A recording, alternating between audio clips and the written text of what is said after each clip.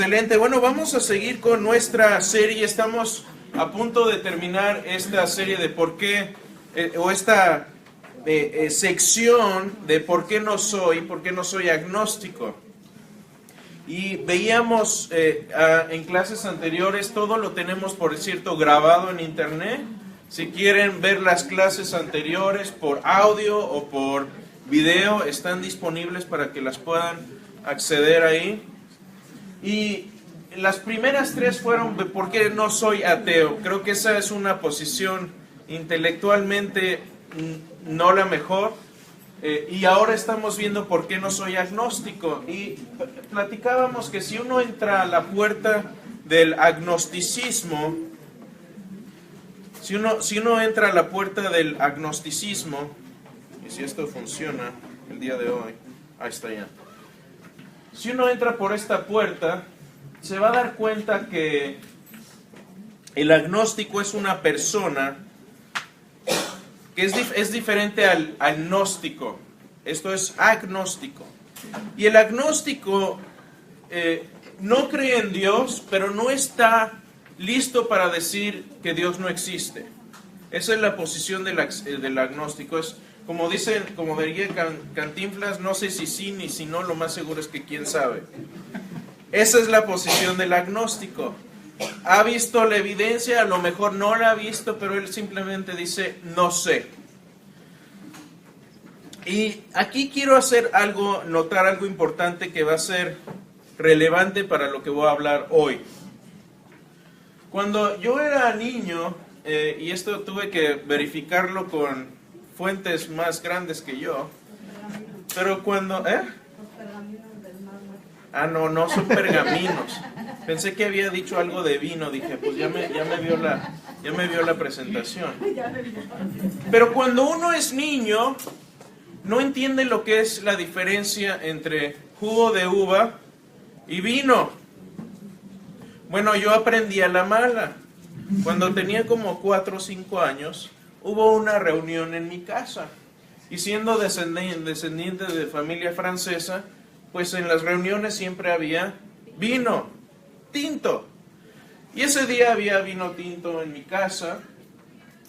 Y por alguna razón se me ocurrió, cuando los adultos se levantaron de la mesa y fueron a cenar, se me ocurrió vaciar los vasos de los adultos.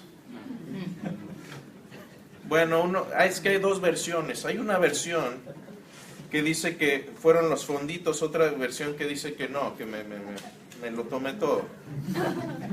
Entonces, el caso es que me encontraron por ahí en una esquina, sentado y llorando.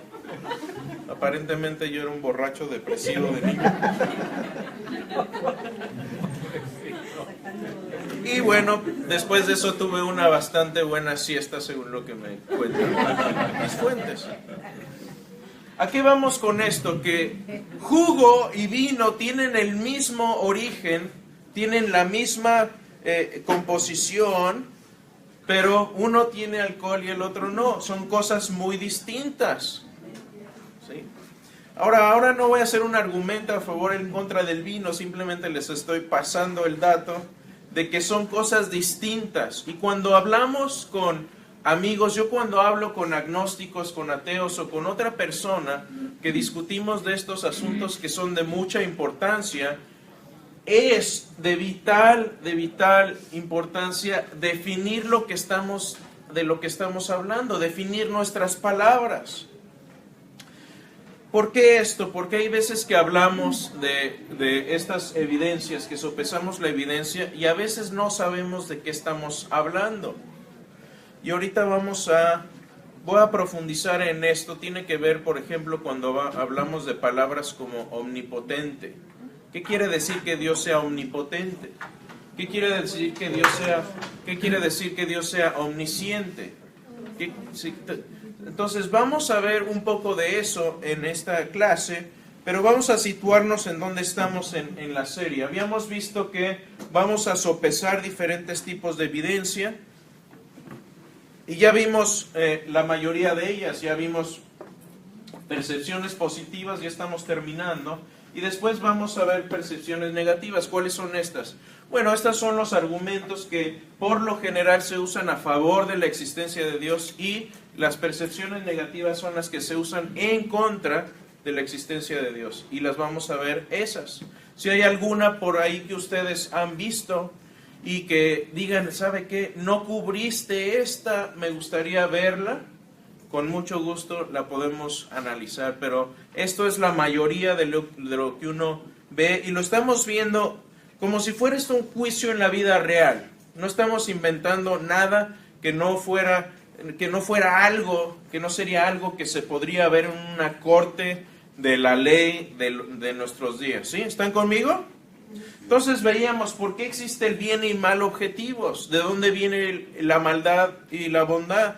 Veíamos que necesitamos un estándar. La belleza, ese argumento no me convence mucho, puede ser algo subjetivo, entonces no lo ponemos en la balanza. ¿Por qué la justicia es importante? ¿Por qué desde niños empezamos a decir, eso no es justo? ¿Por qué tenemos ese sentido de justicia tan engranado dentro de nosotros? ¿Por qué hay una base para la dignidad y el honor? ¿Por qué no nos desayunamos a nuestra abuelita cuando fallece? ¿Por qué? Porque el humano tiene dignidad. ¿Por qué valoramos a la humanidad de forma única? ¿Por qué el hombre o un niño es más importante que una esponja o un pez? ¿Por qué tiene más importancia? Veíamos también por qué tiene sentido y significado la vida, o no lo tiene. Vimos también eso. Y conforme vamos poniendo estas evidencias en la balanza, yo creo que la balanza se va fuertemente a deducir que la existencia de Dios es más evidente. Concuerda más la existencia de Dios con lo que experimentamos a diario que un mundo sin Dios. Entonces, por ahí es por donde estamos. Hoy, ¿qué vamos a ver? Vamos a ver, número 7, ¿por qué mis acciones no cumplen con mis estándares o mis expectativas? Vamos a ver un poco de eso, y vamos a ver también el número 1 de las percepciones negativas, una de las más difíciles. Vamos a pasar un par de clases ahí. ¿Por qué existe el sufrimiento? ¿Por qué existe el mal en el mundo? Entonces, empecemos con estos. ¿Alguna pregunta hasta ahora de lo que hemos visto? ¿No? Uy, qué juiciosos todos. ¿Todo se entendió? Bueno, al final va a haber un quiz al final, ¿eh? Va a haber examen. A ver si es... Entonces empecemos. ¿Sí? ¿No? ¿Pregunta? No. Ok. Veamos esta primera parte. ¿Por qué mis acciones no cumplen con mis propios estándares? ¿Por qué cuando yo me pongo una meta, por lo general no la cumplo? ¿Quién empezó una dieta ahora en enero? Ok, suficiente evidencia. ¿Alguien necesita más evidencia que eso? Pero muchas veces no cumplimos con nuestras expectativas. Yo estoy tratando de escribir un libro, y hay veces que me siento y digo que hoy necesito escribir unas 4 o 5 páginas, y me siento y se me atraviesa una cosa, se me atraviesa otra, se atraviesa el Facebook, se atraviesa un programa en la televisión, y en vez de escribir 4 hojas, escribo media hoja o ninguna. Tenemos esas expectativas que no cumplimos. Estaba viendo en esta página del Museo del Smithsonian qué significa ser humano, cuál es el significado de ser humano, y ellos tienen ahí una página interesante donde tienen introducción a la evolución humana.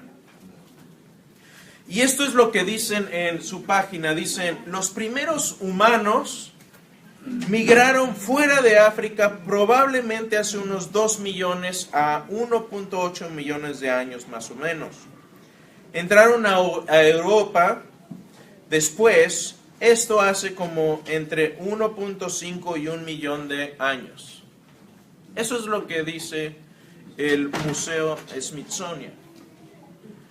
Y eso me hace pensar entonces, si hacemos un poco de matemáticas y ponemos esto en la calculadora, 2 millones de años, y suponemos que en la antigüedad y en el pasado más o menos la gente se reproducía por ahí de a los 25 años, le ponemos en promedio. Yo creo que habría sido menos, pero pongámosle 25 años. Esto quiere decir que mis ancestros han tenido unos 2 millones de años o aproximadamente unas 75,000 generaciones para seleccionar gente que no come de más. Yo no debería batallar en la noche para ir a los tacos. Debería ser algo que no me gusta. Cuando voy a un lugar y me ofrecen la ensalada y me ofrecen el caldo tlalpeño o me ofrecen las chalupas, debería antojárseme la ensalada. Porque es lo que me va a hacer evolucionar más, de manera más óptima y sobrevivir y vivir más años. Pero no está sucediendo eso.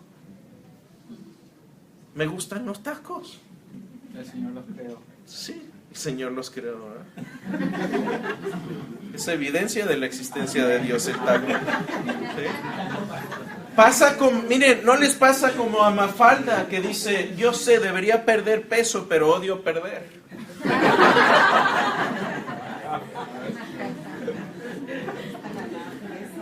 Nuestros ancestros humanos deberían haber podido, después de estas 75,000 generaciones, seleccionar gente con una fuerza de voluntad y disciplina sólida. Pero no es el caso. Yo creo que esto, cuando lo vemos a la luz de un mundo sin Dios y de un mundo con Dios, un mundo sin Dios donde somos sacos de químicos en movimiento, producto del polvo de estrellas más tiempo, eso es lo que somos realmente en el ámbito evolutivo. No somos más que polvo de estrellas más tiempo. Y aquí están ustedes y yo. Pero cuando veo la cosmovisión judeocristiana, tengo una explicación de por qué no doy el ancho. Y la explicación es esta: porque vivo como pecador. Hay algo mal conmigo como ser humano. Hay algo que necesita ser corregido y arreglado. El mundo, como lo vemos hoy, no es el mundo que Dios idealmente quisiera tener. ¿Por qué entonces estamos aquí? ¿De dónde sale esto? Bueno, Adán tuvo elección, tuvo capacidad de elegir. Dios le dijo, ¿quieres seguir mis estatutos y mis reglas? Te va a ir bien. Si no las sigues, vas a morir. Tú escoges, yo no te voy a forzar. Y tuvieron la confianza de Dios. Dios les dio toda su confianza. Y mientras ellos se mantuvieron en relación y en comunión con Dios, estuvieron dentro del diseño que Él designó. Pero llegó un momento en que ellos, ¿qué? Esta es la palabra clave: decidieron. Dios no los agarró un día y les hizo, como dicen, manita de puerco y órale. No, ellos decidieron decir, y esto fue lo que dijeron: Dios no sabe lo que está haciendo. Nosotros vamos a ser capitanes de nuestra propia vida y vamos a hacer lo que nosotros querramos. En ese momento se hace una ruptura en esta relación entre Dios. Afectó a quiénes ellos eran, cómo vivían, y afectó también sus futuras generaciones. Y hemos estado atendiendo funerales desde entonces.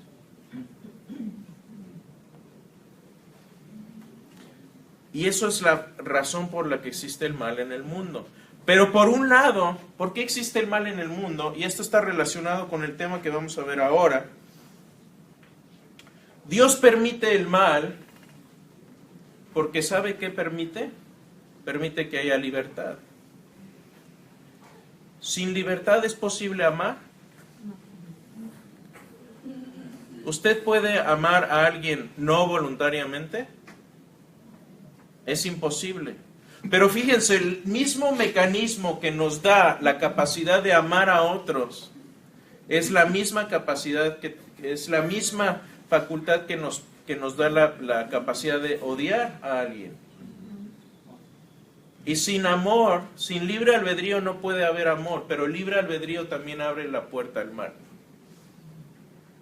¿Y de quién depende de cómo usamos nuestra libertad? ¿De Dios o de nosotros? ¿Es buena la libertad o no? ¿O quién quisiera no tenerla? Nadie. Vean cualquier película de ciencia ficción y ¿de qué se trata generalmente en las películas de ciencia ficción?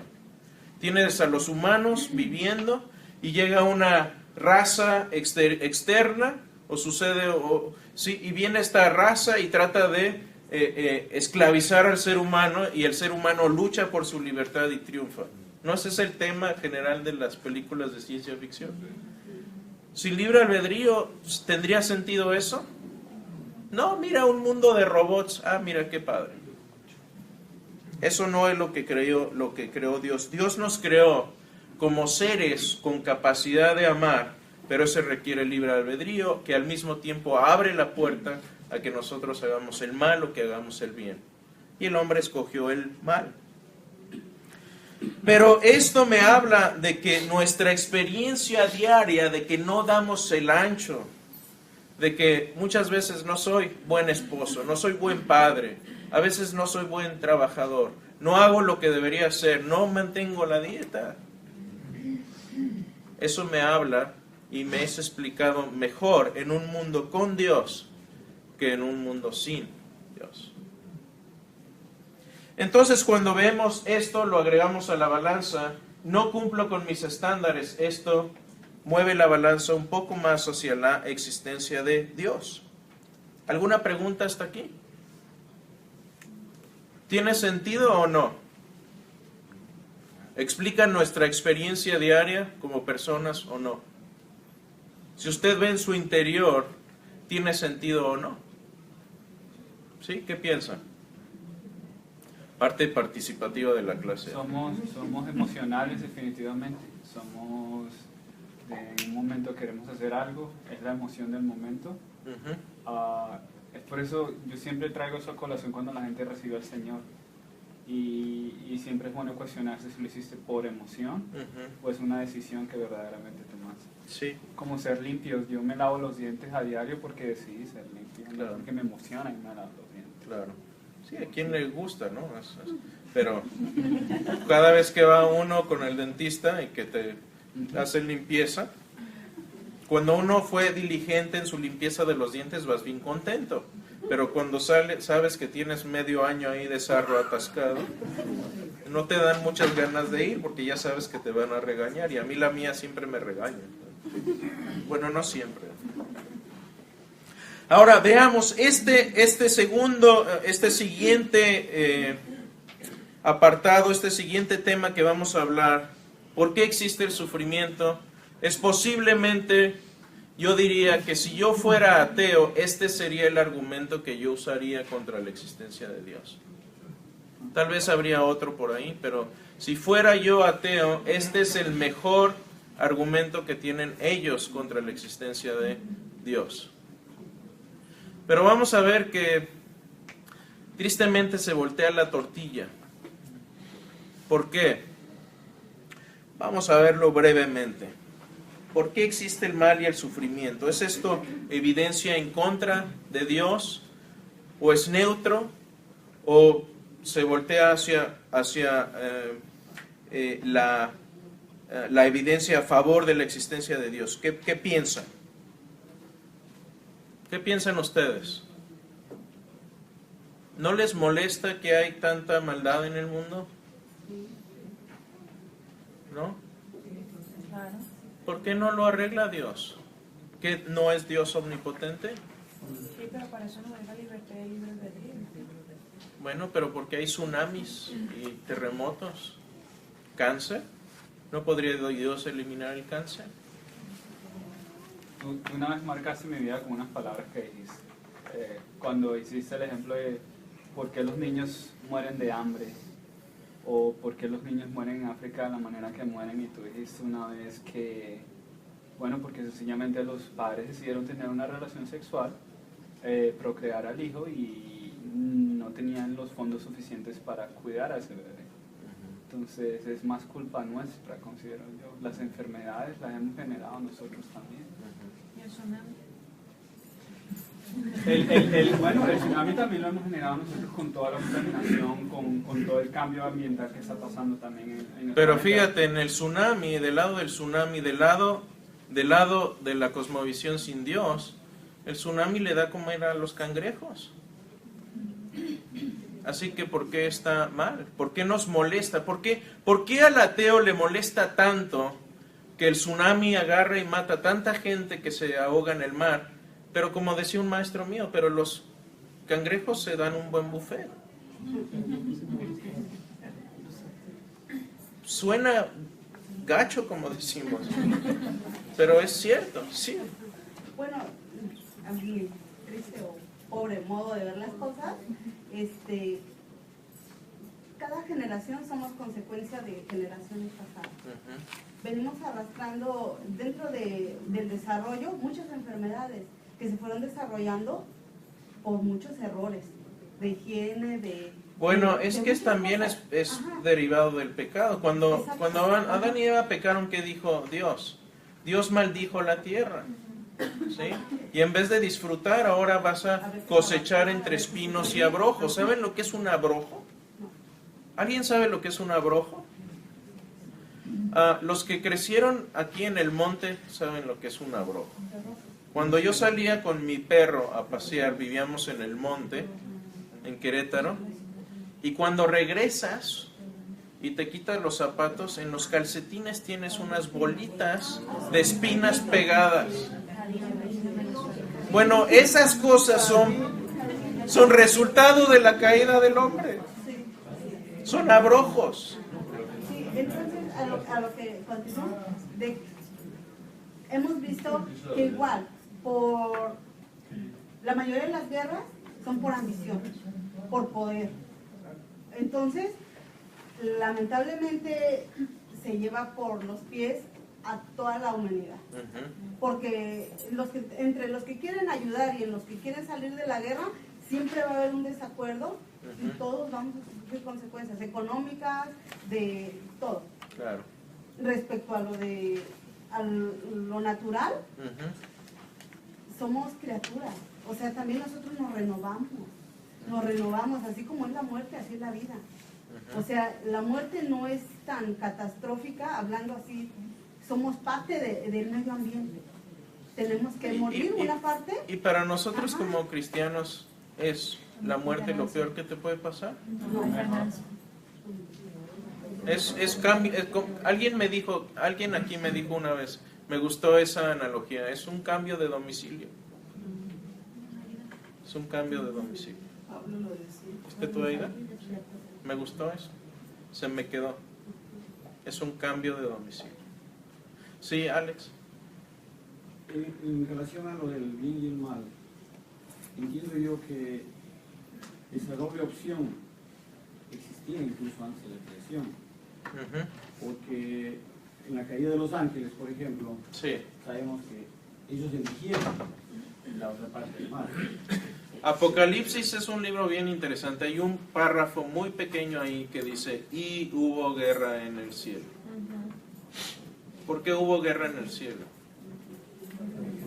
¿Necesitas libre albedrío para revelarte que haya guerra en el cielo? Pero voy a hablar un poco más de eso después. La cuestión del libre albedrío y el cielo es muy interesante. Y la voy a explicar un poco más. Pero yo creo que vamos a tener libre albedrío en el cielo. No va a ser el mismo tipo ni la misma naturaleza. Va a haber factores muy distintos. Pero va a haber libre albedrío en el cielo. Muchos ateos dicen, uy, ¿cómo es que no va a haber? ¿Cómo es que vas a estar en el cielo y sin pecar? Vamos a explicarlo, porque no es tan complicado como algunos piensan. Sí. Sí, yo he tenido esa pregunta que me la han preguntado a mí, personas que no conocen mucho de Dios.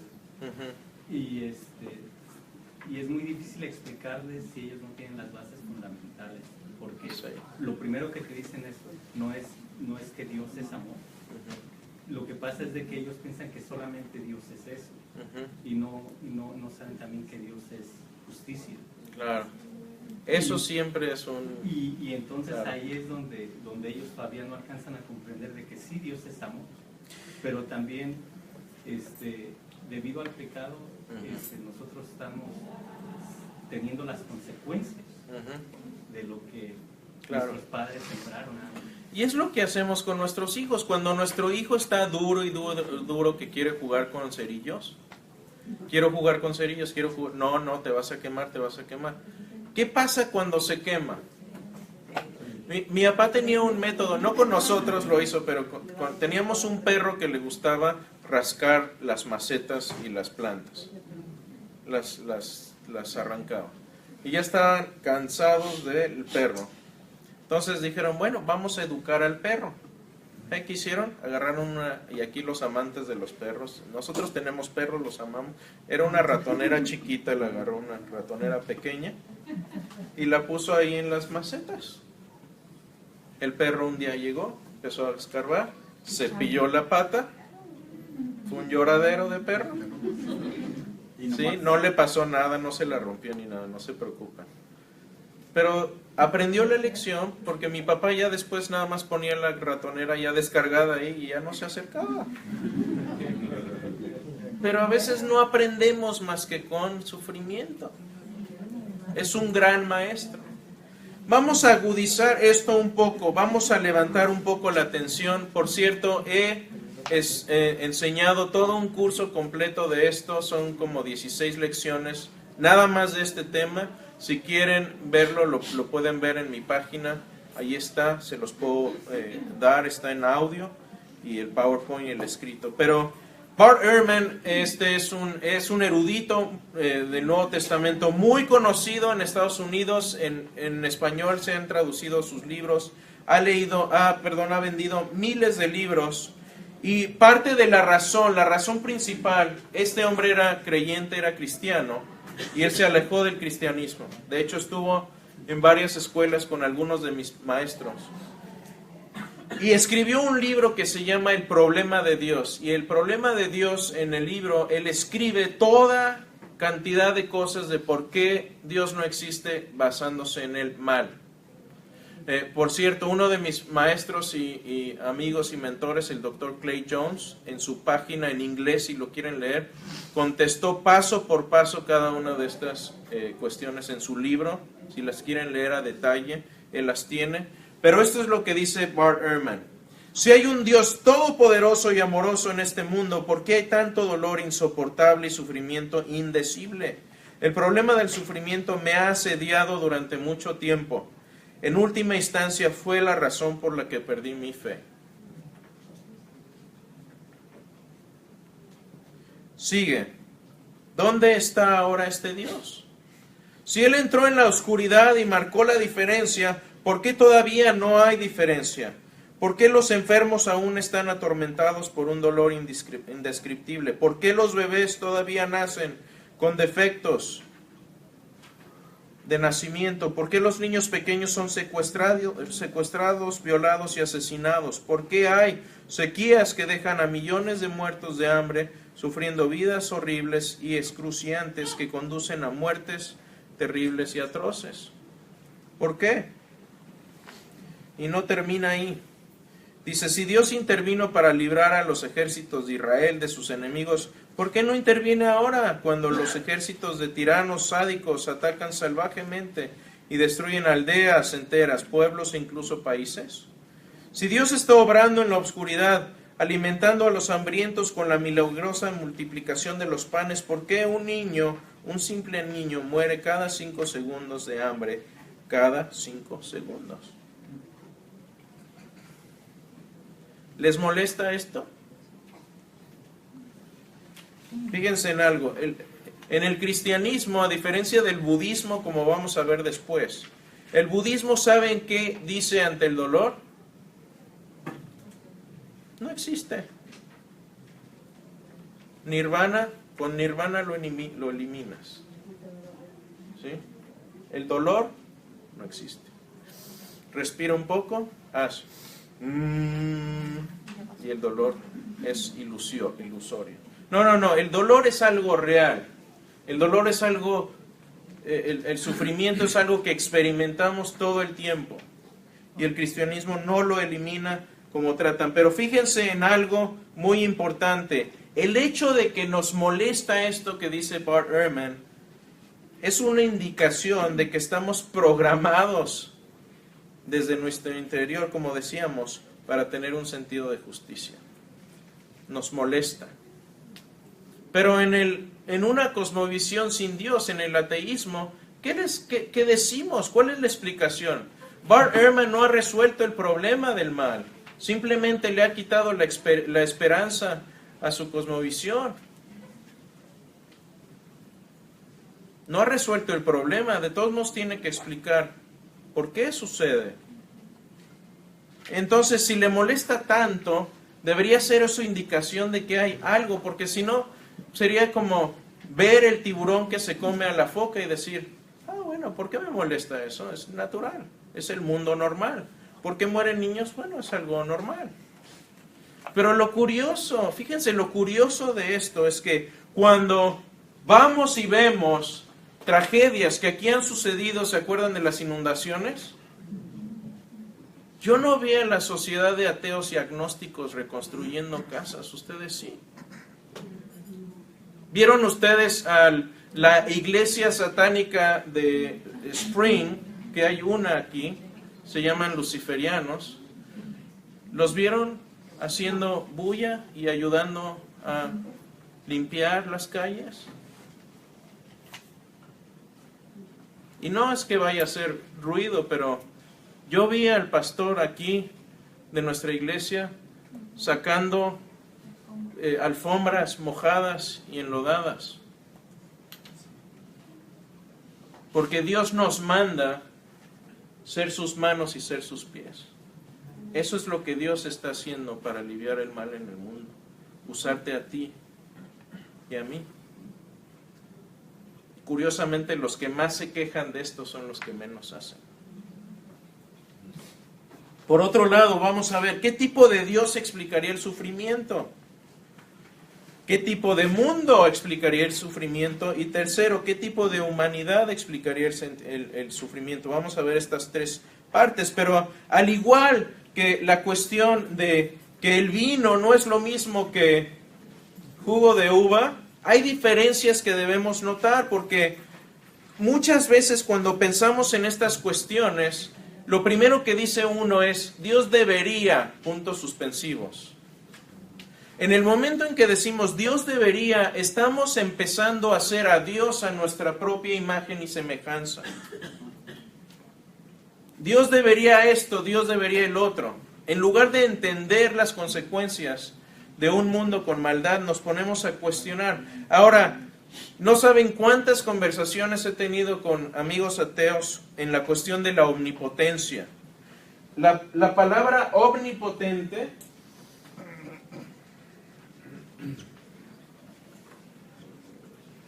es algo que debemos entender, porque muchos ateos entienden una cosa de esto y los cristianos entendemos otra cosa.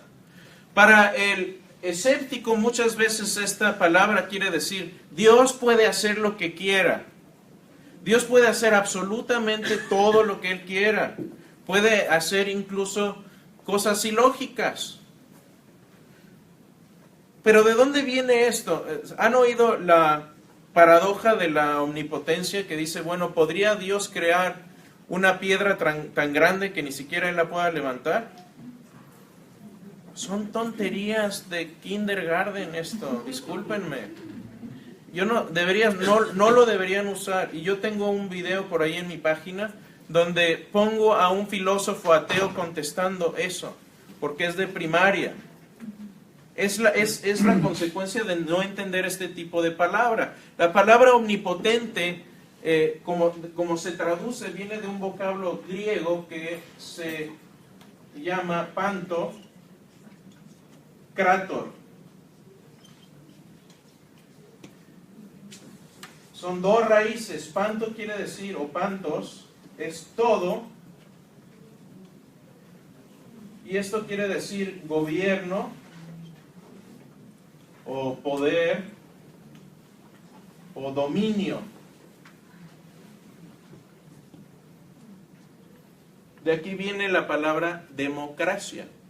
Demos, pueblo o gente. Kratos, gobierno, es el gobierno del pueblo. Eso es lo que es una democracia. Tiene la misma raíz. Pantocrator quiere decir que tiene todo el poder, todo el dominio, todo el gobierno. Pero jamás ningún cristiano ha hablado de esto como que Dios puede hacerlo todo. Como que Dios puede... ¿Les parece lógico que Dios pueda crear un triángulo de 4 lados? ¿Sí? ¿Quién me quiere dibujar un triángulo de 4 lados? Aquí está el Sharpie. ¿Alguien quiere dibujar? ¿Alguien quiere tratar? ¿Puedo estar medio embarazada? ¿Es posible? Estoy un poco embarazada. ¿Sí o no? Estoy medio casado. Óyeme, ¿no? A regañar. Está despierta. ¿Sí? Son contradicciones. Y el que Dios no pueda hacer algunas cosas, como por ejemplo, Dios no puede mentir, Dios no puede crear un triángulo de 4 lados, Dios no puede crear una roca tan grande que no pueda levantar, pero eso no lo hace menos Dios, lo hace más perfecto. Porque el que Dios no puede hacer tonterías, habla de su perfección.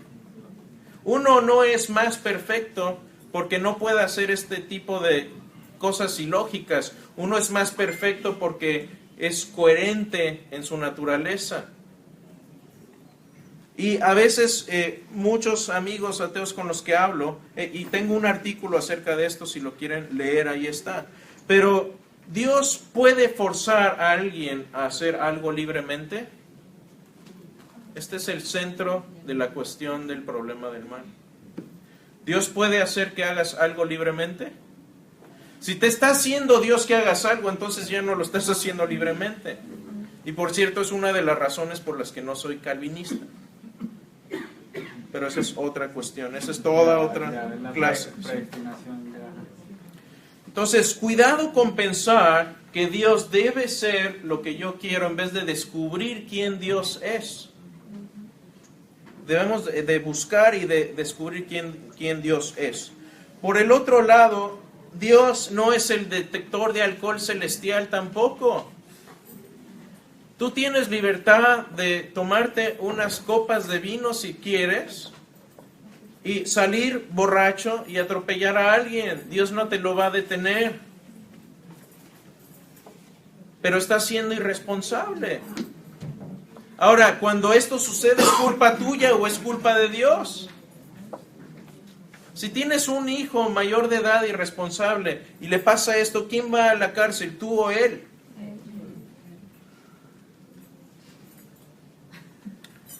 ¿Han visto estas caricaturas? Sí.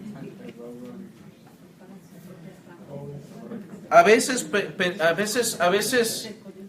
queremos que Dios nos convierta este mundo, un mundo real, un mundo con consecuencias, en un mundo de caricatura. Y déjenme hacer este ejercicio muy rápido. Quiere a veces que... ¿Alguien usó mertiolate de niño? Dice, me encontré me cayó de variedades. Si te raspabas y te curaban con esto, era el pasaje al infierno en pocos segundos. Ya no existe, ¿verdad? ¿O todavía está? Y eso es diabólico. ¿Sí, verdad? Escúchenme, Dios no es el mertiolate celestial. Dios no va a venir a intervenir cada 5 minutos en tu vida cuando estás a punto de hacer una tontería. Porque no es el tipo de Dios que nos creó, no nos creó para ser marionetas. Sí, lo que dijo Ronnie hace un poco de tiempo, me preguntaron, ¿por qué Dios permite que nazcan tantos niños en la pobreza?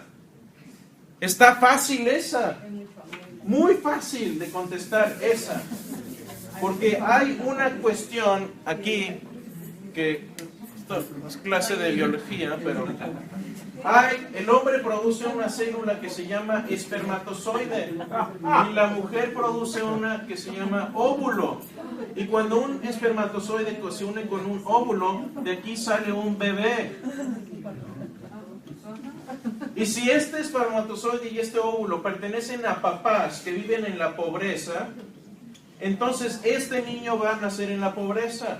Esa es la explicación. ¿O qué queremos que Dios sea el profiláctico celestial? No, que no nazca, este sí. Pro-choice. Sí, a eso lleva. Esa es la consecuencia. Todo otro tema. Esta conversación la he tenido tantas veces. ¿Debería Dios eliminar el cáncer? Pensemos en esto. Y cuidado con lo que vaya a contestar. Porque he tenido esta conversación con amigos ateos todo el tiempo. Y más o menos la conversación va por este lado. Ellos me dicen, es que está mal que haya cáncer en el mundo y que los niños mueran de cáncer. Digo, ok, me parece curioso que te moleste, pero primero supongamos que tú tienes un estándar de bondad y maldad, que por cierto no lo tienes porque somos polvo de estrellas, así que yo no sé qué te molesta. Pero yo te voy a explicar cómo yo lo explico, cómo yo lo entiendo yo como cristiano. Ahora, ¿debería eliminar Dios? Les pregunto yo a ellos, ¿debería Dios eliminar el cáncer? Sí, Dios debería eliminar el cáncer. Ok, ya eliminamos el cáncer. ¿Eso es todo lo que daña a los niños? ¿Por qué no eliminar también otras enfermedades? ¿Qué otras enfermedades les gustan? La polio, que Dios elimine el polio. Ok, ¿qué más? ¿Qué más debería eliminar Dios? Tuberculosis, ok. Bueno, digamos, ya eliminamos todas las enfermedades, ¿está bien? Ok, ya no hay enfermedades. Ahora, pero ¿nada más sufren los niños de enfermedades? También sufren de accidentes, de violaciones, mutilaciones. Entonces, vamos a evitar que tendríamos que eliminar a los Bambis también. ¿Saben por qué? La gran mayoría de los accidentes en Estados Unidos suceden en la carretera cuando se atraviesa un Bambi. Entonces tenemos que eliminar a los Bambis también. ¿Qué más? Cuando van al parque también se pueden caer y se pueden golpear. ¿Sí? Entonces, finalmente llevamos esto a la consecuencia última. Yo les pregunto, ok, ¿hasta qué edad deberían entonces ser los niños indestructibles e inmortales? Se ríen, pero eso es a lo que lleva esto, a tener un mundo de caricatura. ¿Qué haría esto con la responsabilidad tanto del hijo como del padre? Papá, voy a jugar a la carretera. Oh, está bien, nada más vas a rebotar mucho, no hay problema. Esposa, vámonos de vacaciones a París. Sí, pero ¿qué hacemos con los niños? No, déjalos, son indestructibles, que se hagan bolas. Y luego les pregunto, ok, ¿hasta qué edad tienen que ser indestructibles? ¿Hasta los 8? ¿Hasta los 10? Y nunca van a estar conformes. Porque si es a los 10, ¿por qué a los 10? ¿Por qué no a los 11? ¿O a los 15? ¿O a los 20? Después será porque le da cáncer al adulto, que lo eliminen también para el adulto. Claro, ¿y por qué está bien entonces que le dé al adulto? No podemos vivir en un mundo de juguete, vivimos en un mundo real con consecuencias reales, donde tenemos responsabilidad, donde nos hace mejores personas el tener que ocuparnos de un bebé indefenso y de criarlo a que sea una persona de bien, enseñándole que hay consecuencias del bien y del mal. Porque por un lado se quejan del bien y del mal, pero quieren eliminarlo de la manera caricaturesca. Sí. Pero sigue la pregunta, ¿por qué Dios permite las enfermedades y los desastres naturales? Yo sé lo que tú estás diciendo, pero sí esa pregunta. Yo lo que creo que Dios quiere crear un pueblo. Cuando entró en la maldad, todas estas cosas salieron. Los desastres naturales, la enfermedad y todo eso. Pero Dios quiere crear un pueblo que tenga libre albedrío para quererlo a Él Claro, sin condiciones. exactamente. Y por eso yo creo que existe todo esto, porque Dios quiere crear ese tipo de pueblo. El problema es que Sí, para poder crear ese pueblo está sufriendo muchas personas. exactamente. Y esa es la Ahora, cuestión. ahora el sufrimiento, vamos a ver después, trae cosas buenas. Pero para los que Yo han hasta- sufrido Sí. en una manera. Y yo creo que no hay que minimizar eso, tenemos que ser humildes en cuanto a esto, pero yo he hablado con mucha gente que ha sufrido indeciblemente y te puedo decir que la gran mayoría de ellos, si no es que todos, han encontrado lecciones positivas que han sacado de ahí. Perdón, ¿sí? No, y aparte, eso siempre lleva a la pregunta de por qué, sobre todo con los desastres naturales, por qué Dios crea esto, y por qué Dios, si tanto nos ama, por qué no nos crea mejor un mundo donde todo es lindo y nada se destruye. Y el punto es, sí lo creó. Y se llamaba Edén y el hombre quiso salirse de ahí. Ujú. De hecho, no solo eso, sino que el plan que él ha hecho, el plan que ha desarrollado, nos lleva directamente otra vez a ese estado. Una utopía. Y era lo que iba yo. ¿Será porque Él tiene un plan en general y para cada uno de nosotros? Ujú, Por eso, Claro. ¿quién de nosotros no ha sufrido ujú, algo? claro, pero hemos aprendido de eso, ¿no? Exacto. Y es la misma forma y el mismo método que usamos precisamente con nuestros hijos. ¿Sí, Lauri? ¿No? ¿Ya no? Ya era más o menos lo que él Más dijo o menos, acerca del Edén, porque ya él había creado Claro. algo y nosotros lo destruimos, entonces es muy cómodo decir por qué Dios permite. Sí, O sea, ahora después de... Para un culpable. sí. Lo que iba a comentar es que realmente nosotros, Dios nos dio la libre albedrío, ¿verdad? Ujú, Pero igual que en los tiempos de su pueblo judío, siempre que las cosas iban bien, empezaban a confiar en ellos mismos y a hacer sus propias cosas. Muy buen El punto. sufrimiento nos trae a la dependencia de Dios. Exactamente. Y eso es lo que Él quiere, que dependamos de Él. Es un gran punto ese. Gracias por compartir eso. C.S. Lewis decía, el sufrimiento es el megáfono que Dios usa para traer así a un mundo que está cada vez más alejado de Él. Que muchas veces no volteamos a ver a Dios hasta que estamos viendo el techo en una cama de hospital. Y yo Esa es la triste yo realidad. repito, todo eso es verdad, pero al fin y al cabo, cuando todo este plan Ujú. llega a su conclusión, vamos a suponer que haya 1 billón de personas que aceptaron a Cristo. Ujú. Van a haber decenas de billones que no lo aceptaron y van a estar... Bueno, no lo sabemos necesariamente, pero yo diría, ¿por qué entonces va a privar Dios de unos pocos, aunque fueran pocos, de una eternidad con Él por otros que simplemente no quieren estar con Él? ¿Por qué habría de privarse a unos que sí quieren estar con Él o que sí queremos estar con Él? El amarlo incondicionalmente. con él. Y ellos si libremente lo rechazaron. Sí, un comentario más para terminar. Ajá. Perdón. Ahora que mi hijo dio el testimonio de sus hijos, Ujú. pude ver que el sufrimiento existe en su vida, pero tiene a Cristo de su lado, Ujú. que lo ha salido a sacar adelante. Claro. Pienso que Dios, bueno, yo mientras más sufro, más amo a Dios, porque más me acerco a Él. Porque la necesidad Más dependemos. más dependo de Él. Pablo le pasó lo mismo. Pablo tenía una aflicción, no sabemos qué. Le dice a Dios, quítame esto.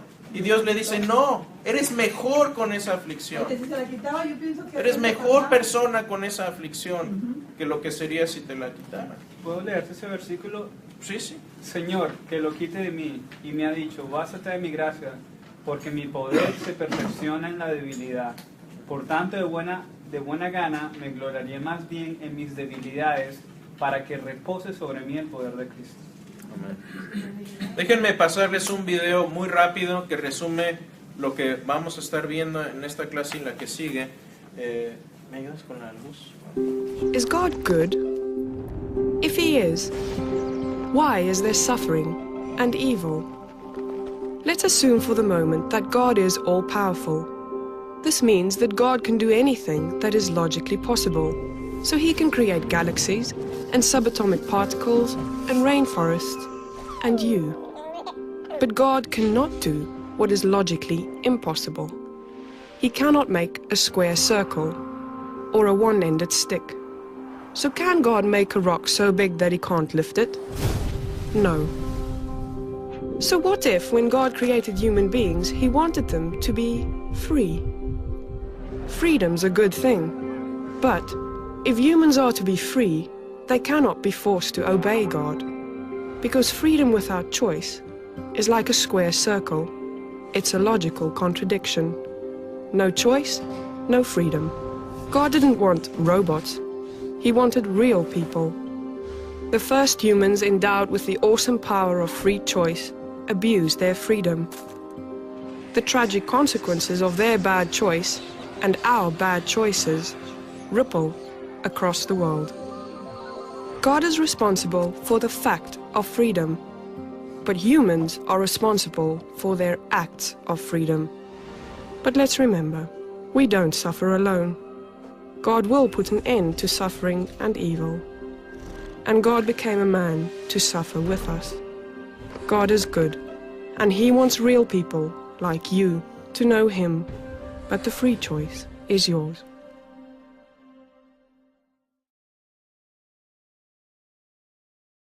Está disponible en mi página, lo pueden acceder ahí.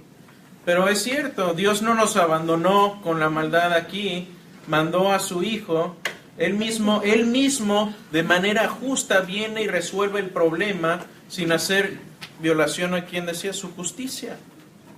Porque lo que hizo Jesús satisface la justicia de Dios y al mismo tiempo nos da una oportunidad de ponernos a cuentas con Dios. Pero Dios no lo va a hacer a fuerzas. Y esto nos lleva a nuestros puntos finales para casa. Romanos 5:12 me explica a mí qué es lo que está pasando. Dice, por medio de un solo hombre el pecado entró en el mundo, y por medio del pecado entró la muerte, así como la muerte pasó a toda la humanidad porque todos pecaron. Pero la otra parte de esto es, sí, pero así como por un hombre entró el pecado al mundo, por un hombre entró la salvación también, y la oportunidad, una segunda oportunidad para el ser humano.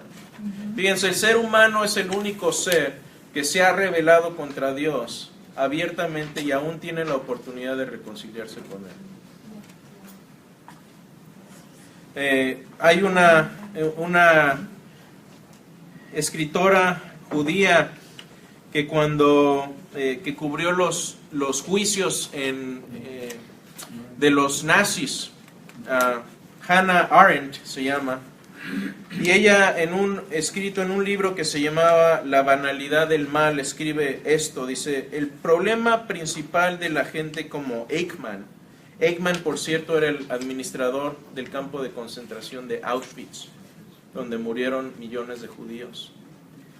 Ella dijo, el principal problema de Eichmann era que había tantos y tantos como él, pero que no eran ni pervertidos ni sádicos. Su problema era su terrible y terrorífica normalidad. Y aquí sí es normal que la gente diga, bueno, ¿por qué Dios permite que cosas malas le pasen a la gente buena? Pero nadie pregunta por qué Dios permite que cosas buenas le pasen a la gente mala. Nadie le importa. Tomemos eso en cuenta. Dice Mateo 25, dice, porque tuve hambre y ustedes me dieron de comer.